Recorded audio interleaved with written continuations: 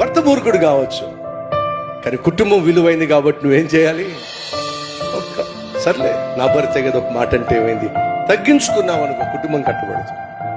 భార్య మూర్ఖురాలు కావచ్చు, భార్య గయ్యాలి కావచ్చు, నోరు పడేసుకునే వ్యక్తిత్వం కలిగినటువంటి తత్వం కలిగిన భార్య కావచ్చు, ఒకవేళ కొంచెం వాయిస్ రేస్ చేసి గట్టిగా మాట్లాడుతుంది అనుకోండి, కుటుంబం విలువైంది.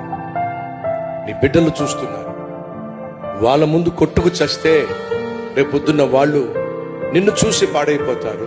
కాబట్టి నీ విన్నట్టుగా తగ్గించుకొని నీ పన్ను చూసుకుంటున్నావు అనుకోండి, అమ్మ అరిచి కేకలేస్తున్నా సరే నాన్న ఎంత సహించి కుటుంబంలో గొడవ కాకుండా గప్చిప్పుగా తన పని తాను చేసుకున్నాడు.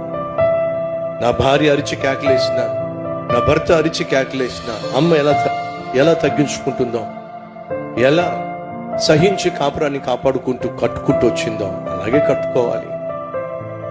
తగ్గించుకోవడం వల్ల ఏ ఒక్కరు నష్టపోయేది ఏమీ లేదు.